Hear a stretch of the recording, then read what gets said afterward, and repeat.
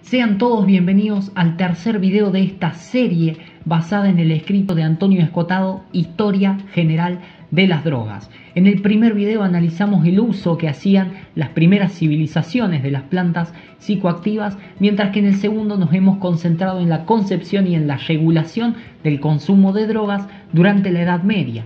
Por ende, para ser coherentes y respetuosos del orden cronológico, hoy nos corresponde retomar desde la Edad Moderna y vamos a avanzar hacia comienzos del siglo XX para que podamos analizar el uso, la concepción y la regulación de las drogas, pero ya no en manos del clero, como fue el video anterior, sino esta vez en manos de los estados modernos. La verdad es grande y prevalecerá si queda librada a sí misma. Es el antagonista adecuado y suficiente del error, y nada tiene que temer con el conflicto con él si no es despojada por interposición humana de sus armas naturales, la libre argumentación y el debate. Al comenzar la era moderna, los reyes empiezan a apoyar causas relacionadas con la justicia social o con la libertad, y lo apoyan en algunos casos de manera abierta y en otros de manera encubierta. Recordemos que la nobleza y el clero hasta ese momento todavía mantenían cierta influencia, cierto poder dentro del orden político. Por ende, las monarquías negocian con ellos el hecho de mantener sus privilegios, pero en un marco donde quien ocupe el trono, es decir, el rey, era básicamente la identificación o la encarnación del Estado. Es importante entender que las personas empiezan a perder su confianza en las instituciones que estaban vigentes hasta ese momento. Y es que los reyes soñaban básicamente con una forma de poder perpetua en el tiempo, de manera vitalicia, mientras que en el espíritu del pueblo de ese entonces habitaba la semilla del Renacimiento, es decir, germinaba esta idea de la república moderna basándose en la razón, es decir, en la capacidad del hombre para realizar un libre examen de las cosas y de las causas, y entre cuyas premisas estaba el hecho de acabar con cualquier acción punitiva por parte del Estado hacia aquellos comportamientos que sean considerados heterodoxos. Recordemos que en la Edad Media uno de los principales hechos históricos estaba relacionado con los juicios para quienes practicaban la brujería. Y lo cierto es que en el Renacimiento surge la crítica racionalista que va quitándole legitimidad a esos juicios que no se basaban en la razón bajo ningún aspecto, y poco a poco quienes empezaban a consumir las plantas psicoactivas eran los intelectuales. Los países donde se estableció la reforma protestante eran países que adoptaban actitudes de mayor tolerancia. Sin embargo, y aunque sea contradictorio, tenemos que mencionar que ha sido justamente en estos países protestantes donde la persecución hacia las brujas se ha hecho no solo más duradera, sino más sangrienta. Y es que en este lugar necesitaba el orden eclesiástico establecer, es decir, echar raíces culturalmente. El mundo en la Edad Media estaba basado básicamente en el honor y en la confianza de que el sujeto que nacía se iba a adherir, iba a aceptar el destino que estaba escrito en su propia cuna, es decir, de acuerdo a la clase social en la que uno naciera, era la clase social en la que probablemente iba a morir. Y esto empieza a echarse por el suelo cuando se genera cierta tendencia a la movilidad social. Veremos qué sucede. Estoy un poco nervioso. En este contexto ocurren dos grandes revoluciones. Por un lado la Revolución Americana y por otro lado la Revolución Francesa. Ambas, en su concepción, en su origen, lo que buscaban era básicamente establecer una serie de garantías jurídicas que limiten el poder del Estado, que le impidan al poder político, en definitiva, perseguir o someter a la sociedad por cuestiones morales. El derecho positivo es más peligroso para la justicia cuanto más manipule la ignorancia del pueblo. A partir de este momento surge algo de suma importancia, y es que solamente se consideran actos punibles aquellos que realice una persona para perjudicar a otra persona o a su patrimonio, ¿sí? De esta manera ya la condena no se establecía para aquel que desacataba la orden de un rey que era elegido por gracia divina, sino que se empezaban a condenar aquellos actos que eran un perjuicio para los demás ciudadanos.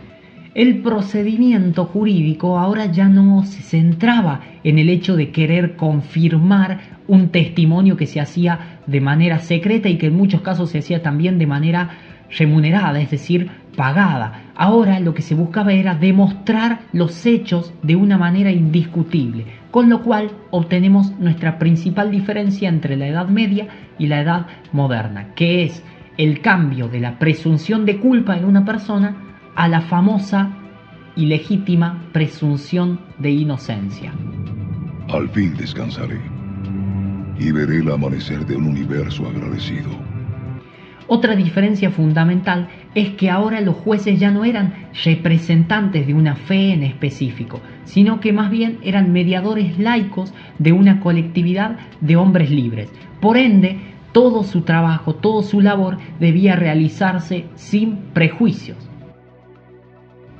Nuestros gobernantes no tienen autoridad sobre los derechos naturales, salvo que se los hayamos cedido. Pero los derechos de conciencia nunca se los cedimos, nunca podríamos, pues cada cual responde de ellos ante su Dios. Los poderes legítimos del gobierno solo se extienden a los actos que lesionan a otros. Todos estos cambios en el sistema político y en el sistema judicial de alguna manera nos ayudan a entender que nuevamente las drogas pasan a ser irrelevantes en el plano legal, es decir, no tenían importancia en el plano normativo. Y esto es fundamental porque recordemos, en el primer video Antonio Escotado menciona el caso de las bacanales y en el segundo video Antonio Escotado menciona toda la cacería de brujas. Y básicamente la conclusión del autor es la siguiente: que el derecho debe existir únicamente para ceñirse a la justicia, defender lo que es justo. Cuando el derecho positivo intenta imponer la virtud, para este autor el desastre es inminente y tenemos hechos históricos que lo respaldan. Las cosas como son.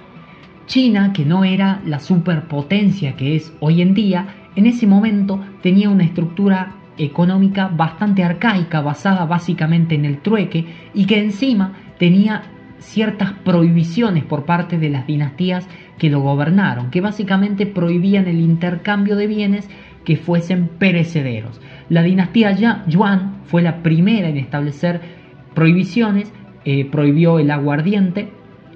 La dinastía Ming fue la segunda y esta se encarga de prohibir el tabaco, mientras que la dinastía Manchú, la tercera y última, establece la prohibición de un bien perecedero que ya hemos mencionado en anteriores videos, que es el opio. De hecho, fue el emperador manchú Yongzheng quien prohíbe por primera vez en el año 1729 fumar opio bajo la pena de estrangulamiento, aunque no prohibió, por ejemplo, el hecho del cultivo de la adormidera o el consumo del opio de manera oral por parte de los campesinos.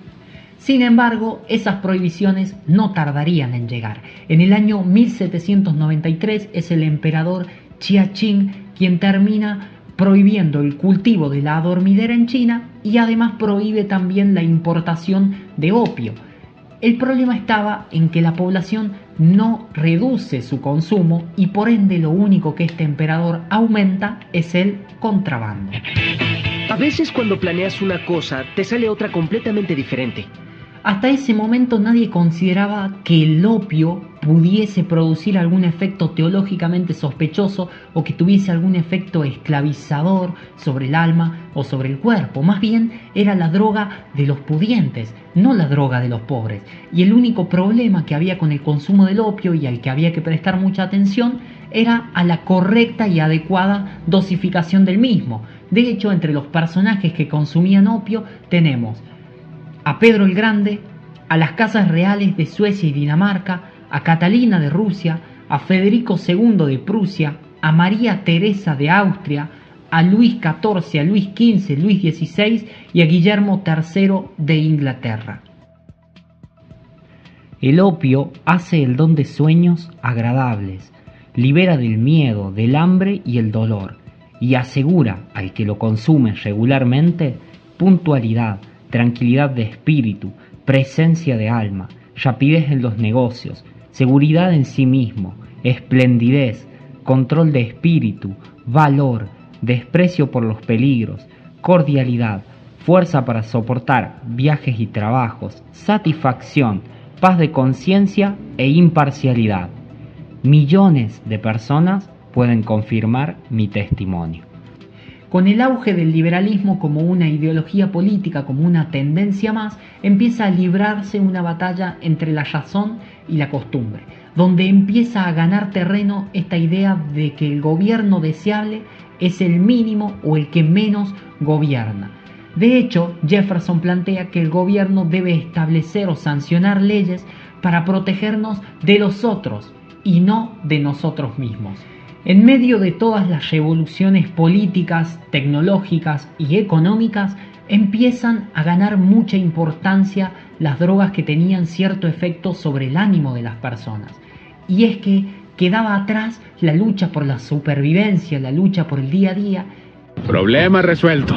Y poco a poco empiezan a gestarse, a ganar terreno, otros tipos de problemas ya de carácter interno. Y uno nuevo empieza. Desde las primeras civilizaciones hasta comienzos del siglo XIX, el ser humano se había servido de fármacos en estado impuro, es decir, accedía a las drogas mediante la utilización de plantas. Sin embargo, el avance científico y tecnológico produce que a partir del siglo XIX el ser humano descubra y comience a utilizar fármacos en estado puro. Todo esto se da en una sucesión de alcaloides que comienza con la morfina en el año 1806 para seguir con la codeína en 1832 y que era capaz de inducir sedación, analgesia y cierta euforia, la atropina en el año 1833, la cafeína en 1841, la famosa cocaína en 1860, la heroína en 1883, la mescalina en 1896, entre otras. La química orgánica, en pocas palabras, es la responsable de expandir y de facilitar el acceso a las drogas. Y lo que se empieza a perseguir desde este punto en adelante es un conjunto de psicofármacos que sean cada vez más sutiles, pero más efectivos a la hora de modular las emociones y la conciencia de las personas. No preguntes, solo gózalo. El opio, que era una droga natural, fue suplantada por el consumo de morfina, que más temprano que tarde acabó por mostrar que todas las personas que lo consumían mostraban una pronta y rápida adictividad a este fármaco. En cambio, la heroína quedó fuera de la legislación tanto americana como legislaciones internacionales, pero en un principio, y se debía a que tenía un extraordinario efecto tranquilizante y analgésico. Y es que durante un cuarto de siglo la venta de la heroína fue libre. Recién entra en fiscalización internacional en el año 1925, acompañada de otras drogas como por ejemplo el cáñamo, el opio, la morfina y la cocaína. El cloroformo era una sustancia con mayor adictividad que el alcohol y encima con efectos mucho peores, como por ejemplo la debilidad física y mental, los vómitos, los dolores de panza, el insomnio, la irritabilidad o la pérdida del impulso sexual. Al igual que el éter, que era una droga más que nada extendida en los sectores altos de la sociedad, pero que se consumían sobre todo ante casos de depresión. El cloroformo y el éter no son mencionados por casualidad o por capricho de Antonio Escotado, sino que él las menciona justamente porque dice que son dos de las sustancias más estupefacientes que el hombre haya creado y que sin embargo no son tratadas como tal en ninguna de las legislaciones. ¿Qué haría esta ciudad sin ti, Bob Esponja? La planta de coca no era vista como un narcótico, como un fármaco, sino más bien como un elemento nutritivo. En cambio, la cocaína sí era tratada como un narcótico, como un fármaco, algo muy similar al caso del café, porque el café como bebida era tomada como un alimento, mientras que la cafeína ya entraba dentro de la categoría de fármaco. Acá nos vamos a detener en un caso especial, y es que en el año 1909 el American Food Journal menciona que había en Estados Unidos solamente 69 bebidas registradas que tengan en mayor o en menor proporción cocaína. En cambio, había muchísimas más bebidas que tenían extractos de coca, es decir, de la planta de coca. Y acá vamos a analizar una de las bebidas más populares de hoy en día, que es la bebida Coca-Cola, que estaba entre esas 69 registradas, pero que había cambiado recientemente su composición de cocaína por la cafeína. El origen de la Coca-Cola lo vamos a encontrar en un boticario de Georgia, J.S. Pemberton, que vendía en su tienda un licor pensado básicamente para el dolor de cabeza o con fines tónicos, es decir, una bebida vendida a título de medicamento. En el año 1885, Pemberton registra su bebida especificando que ésta contenía extractos de coca. Sin embargo, cuando empiezan a alzarse las voces pidiendo la ley seca, es decir, prohibir todo el alcohol, esta bebida rápidamente suprime el alcohol que contenía y empieza a reemplazarlo por extracto de nuez de cola, lo cual contenía cafeína y además le añade esencias de agrios para realzar el gusto que había perdido en el cambio de ingredientes. Luego se suplantó el agua por agua gasificada y se vendió la patente a Griggs Candler, fundador de la Coca-Cola Company, que como ya habíamos mencionado hace unos segundos atrás, en el año 1909 suplantó la cocaína por la cafeína. Algunos doctores observaron en los consumidores de Coca-Cola que en un principio la empezaban a consumir de manera esporádica, pero que en la mayoría de los casos siempre acababan consumiendo grandes cantidades de Coca-Cola por mero y puro placer, sin necesidad de hacerlo. Para los médicos del siglo XIX, aquellos a los que hoy nosotros llamamos víctimas de las drogas, en realidad eran víctimas de sí mismos, víctimas de su propia conciencia, y decían que no había forma de curarlos privándolos del consumo de los fármacos, sino que la forma correcta era hacer que estas personas se acepten como son y que analicen de manera crítica lo que en ellas había de inadmisible para el resto de la sociedad, de manera tal que pudiesen transformarlo y mejorarse. Vaya, no encuentro fallas en su lógica. Antonio Escotado menciona que tratar de abordar la adicción con remedios externos es algo inútil, debido a que la voluntad es interior y si la voluntad no acepta la cura, entonces sorteará cualquier obstáculo externo que se le presente. De esta manera, Antonio Escotado concluye que la desintoxicación solamente es posible cuando el sujeto la desea, de manera verdadera o espontánea, pero siempre naciendo de su propia voluntad. De esta manera, Escotado plantea que todo intento de curar la adicción sin el consentimiento del paciente acaba en un inevitable fracaso, porque el sujeto va a buscar inevitablemente el consumo de la droga de manera desesperada y a cualquier precio, o va a sustituir la droga de la que le privaron por otra, de la cual va a abusar en la misma medida, porque dice él que el problema está en su conciencia, como mencionamos en un principio. Cuando el problema es interno, cualquier remedio externo resulta inútil. Tienes razón lo que dice.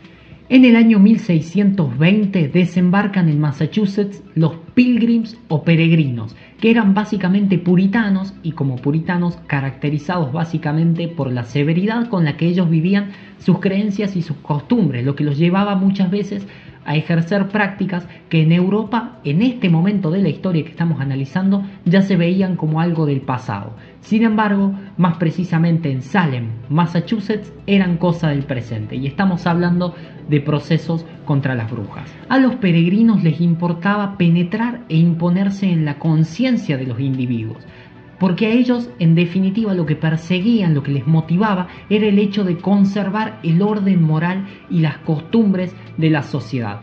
Tal es así que en el año 1650 se redacta el Código de Connecticut, en el cual se regula el consumo de alcohol por persona y se prohíbe el consumo de tabaco. ¡Por un demonio, lo que faltaba! Benjamin Rush fue un médico estadounidense considerado por muchos como fundador de la psiquiatría y considerado por Antonio Escotado como el que se encargó de reemplazar la figura del sacerdote por la figura del médico. Y él dice que esto es así porque ahora ya no era el cura quien debía proteger al pueblo de los vicios, sino que quien debía proteger a las personas de los vicios era el médico, y su herramienta eran las políticas prohibicionistas. Aparece entonces en Estados Unidos la distinción entre pobreza culpable y pobreza no culpable. Básicamente, las personas más necesitadas eran ayudadas hasta ese momento mediante un sistema de caridad basada en la iniciativa privada. No obstante, el gobierno considera que eso, en lugar de reducir la pobreza, la aumenta, y se suplanta ese sistema por una ayuda institucional que tenía como finalidad lograr la inserción de las personas en el mercado laboral. A partir de este punto, en Estados Unidos se empieza una nueva política, la política de internar a todos aquellos que se desvíen socialmente. Y esto ya no incluía solamente al pobre, al disminuido o al enfermo, sino que empieza a incluir a los ebrios, a los extravagantes, a los huérfanos, a los adolescentes que están desarraigados, o por ejemplo a los considerados o etiquetados como locos, y a los ancianos. Por eso, a partir de este momento en la historia y hacia adelante, Estados Unidos empieza la financiación y la construcción de reformatorios, de manicomios y de asilos públicos.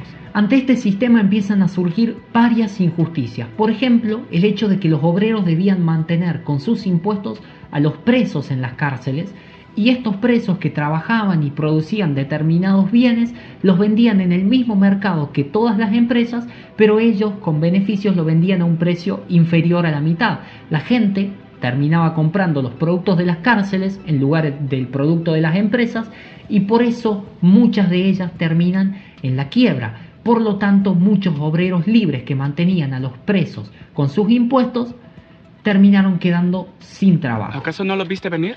En 1869 se funda el Partido Prohibicionista de los Estados Unidos, que empieza a influir sobre varios senadores y que tenía el apoyo de una enorme cantidad de políticos que temían a aquellas personas que consumían alcohol. Y por esa razón, debido a motivos políticos, se establece un nexo causal que decía que la infelicidad y que la delincuencia estaba relacionada con el consumo de alcohol. Pensar correcto es lo que hago. Y así caemos en una de las mayores desgracias y tragedias de la humanidad, y es que el hombre, lenta pero progresivamente, empieza a admitir que no es capaz de cuidar autónomamente de su salud y por ende delega esa gestión en el Estado. En otras palabras, la religión de la Edad Media empieza a reemplazarse por un respeto hacia la medicina y la farmacia científica. ¡Son expertos! ¡Expertos, Bob! En el año 1850 en Estados Unidos se produce una gran inmigración producto de que se había abolido la esclavitud. Por lo tanto, la mano de obra barata y sufrida que se obtenía a partir de las poblaciones afroamericanas, ahora había que conseguirla en otro sector. Y por eso se produce la gran inmigración de chinos a Estados Unidos debido a la desastrosa situación que se vivía en China. Cualquier otro contexto era preferible y deseable para estos nuevos habitantes del suelo americano. Sin embargo, cuando los chinos empiezan a acomodarse en América del Norte y empiezan a mejorar su situación económica, se dan cuenta que todavía había varios obstáculos a vencer. Entre ellos, los prejuicios religiosos, los prejuicios sociales y los prejuicios raciales. No siempre se trata de dinero, Spider-Man. El opio, que era una droga que se asociaba principalmente al pueblo chino, también era consumido, como lo mencionamos al principio del video, por aquellos sectores de alto poder adquisitivo y también por los sectores obreros. Sin embargo, debido al vínculo con el pueblo chino, en el año 1914, y básicamente basándose en prejuicios, el opio sufre su primer norma restrictiva. Y como mencionamos anteriormente, muchos de los obreros de Estados Unidos eran chinos. Para ellos el consumo de opio no era nada del otro mundo, sino algo acorde a sus costumbres.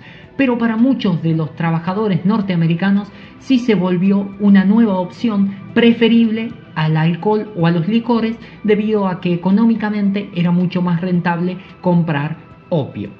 Sin embargo, con el tiempo el opio se volvió más que nada un elemento de estigmatización hacia el sector obrero. Antonio Escotado dice que si nosotros hacemos un mal análisis de una situación, va a ser imposible que encontremos una solución. En definitiva, un buen análisis nos permite hallar soluciones. Un mal análisis nos impide llegar a soluciones. Y el problema está en que nosotros hacemos un mal análisis respecto al consumo de las drogas, porque él dice que la mayoría de la gente se plantea como si fuesen víctimas o esclavos de una droga, pero que ellos no lo desean. Entonces eliminan su intención dentro de todo ese proceso. Y él dice que sin intención no hay responsabilidad. Sin responsabilidad no podemos ser libres, y por eso buscamos siempre que otros solucionen los problemas por nosotros, en lugar de volvernos artífices de nuestro propio destino. En pocas palabras, él dice que una persona que quiere solucionar sus problemas con las drogas debe tener una voluntad fuerte y debe asumir las riendas de su destino y no presentarse como víctima. Obviamente no es algo que se solucione solo, sino que necesita de la ayuda de los demás, pero que no podemos quitar el componente individual a la hora de solucionar este problema. Te lo agradezco, Peter. Eres la única familia que tengo. Sin mucho más que decir, les agradezco que hayan visto el video hasta el final. Les agradecería como siempre el hecho de que puedan dejar su comentario, que puedan dejar el like, de que se suscriban al canal para estar atentos cuando suba un nuevo video, y sobre todo que lo puedan compartir si es que han encontrado interesante lo que se ha tratado en este video. Nos quedan 2 partes más y finalizaríamos esta serie que hemos titulado, como su propio autor lo ha hecho, Historia General de las Drogas, de Antonio Escotado. Y en el próximo video vamos a estar analizando algo interesantísimo, y es cómo la cruzada contra las drogas pasa de ser algo nacional a ser algo internacional. Sin mucho más que decir, me despido.